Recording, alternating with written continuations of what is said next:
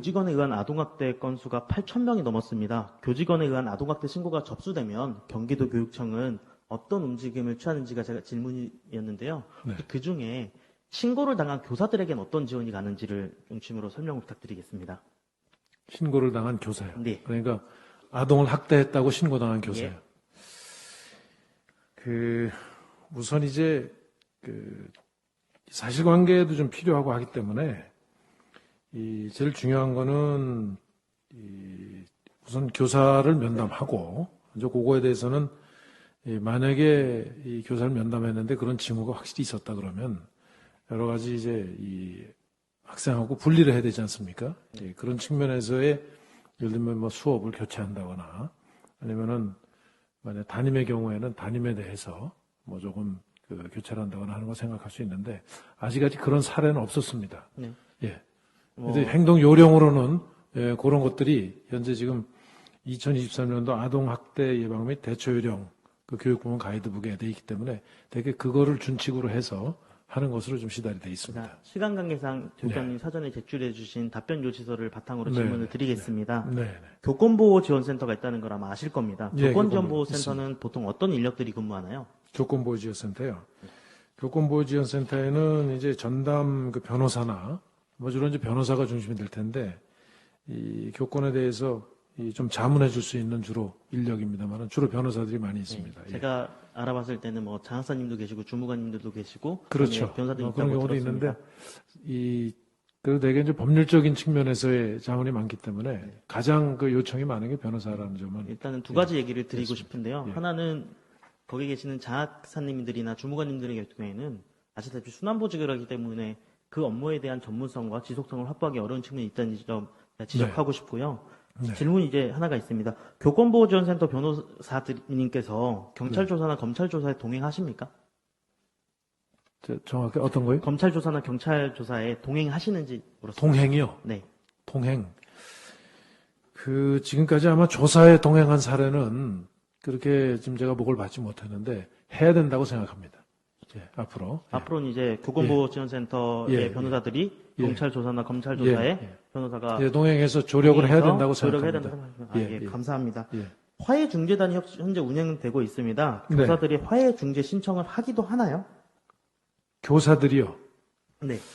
교사들이 화해중재단에 신청했던 사례는 지금 보고받지 못했는데요. 아마 앞으로는 이게 주로 이제 학생과 학생 간의 지금 문제를 주로 화해중재하는 이런 기능으로 지금 발족을 했는데 네. 지금 말씀하신 대로 가령 학부모와 교사 간에 또 가령 학교 내에서 교사와 교사 또는 교사 내부에서 뭐 상급자와 이 선배 교사, 후배 교사 간에 문제가 있을 때는 저는 화해중재단이 역할을 할 수 있으리라고 기대합니다. 제가 파악한 바로는 네. 고양거점센터 한 곳만 제가 들었는데요. 네. 교사 화해중재 신청이 없다고 합니다. 교사들이 지금까지 필요로 하는 것은 밀착 지원인데 네. 교권보호지원센터에서 이런 우려들을 하시는 분이 있습니다. 이제 사실상 사건을 이제 마무리할 것을 종용하거나 네. 하는 것이 아닌가라는 우려들을 하시는 분들이 있다는 걸 제가 전해드리고요. 예.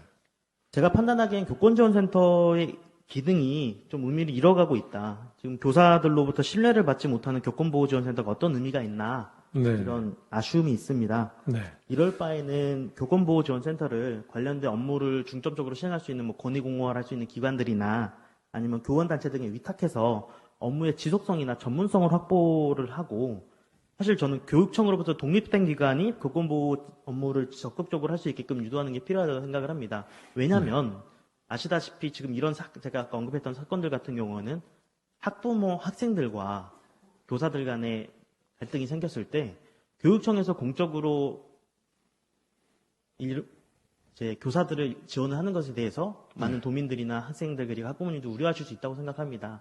그렇다면 아예 별도의 위탁을 주는 방안으로 저는 그런 전문성과 그런 우려를 동시에 해결할 수 있다고 생각하는데 혹시 교육감님 의견은 어떠신가요? 네, 좋은 의견으로 참고할 만하다고 생각합니다. 참고로 말씀을 드리면 최근에 사실은 우리 교육이 교사들의 사기가 굉장히 낮습니다.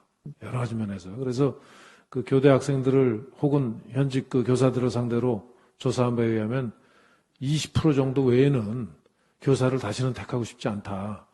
저는 이런 상태로 대해서는 대한민국의 미래가 정말 밝지 않다고 생각합니다. 그래서 이 부분에 대해서는 확실하게 실질적으로 교사들이 이제 좀 그 학생들 지도에 충분히 이렇게 할 수 있도록 하는 여러 가지 제도적 장치나 이런 보호 장치를 마련하려고 합니다. 지원 장치를. 그래서 교사들에 대해서 실질적으로 도움이 될 수 있는 장치를 마련하려고 하고 교육부에서도 참고로 이 점에 대해서는 고려하고 지금 있습니다. 지금 그 준비하고 있습니다. 아마 곧 아마 그 준비된 내용들이 발표될 것으로 기대합니다. 제 친구들 중에 네. 초등교사 한 명, 중등교사 한 명 있습니다. 예. 그 친구들이 공통적으로 하는 얘기들이 네. 이제 다시는 이 일을 내가 왜 선택했을까? 이 일을 네. 선택하지 않겠다라는 그 네. 20%에 들어가지 않았나. 맞습니다. 그렇습니다. 그래서 그 목적 자체가 예. 사실 여러 이유가 있겠지만 저는 이른바 교사 집단들 간의 갈등도 충분히 있다고 생각을 합니다. 예를 들자면 관리자 교사들과 네. 혹은 일선 교사들의 갈등 이런 것들이 네. 있다고 생각해서 이런 문제도 저는 교육청에서 많은 노력을 하고 있다는 걸 인지하고는 있지만 네. 그것을 과연 현장에서 어떻게 적용되고 받아들이고 있는지는 저는 좀 더 파악해 주시고 준비해 주시기를 부탁드리겠습니다. 네네, 알겠습니다. 예.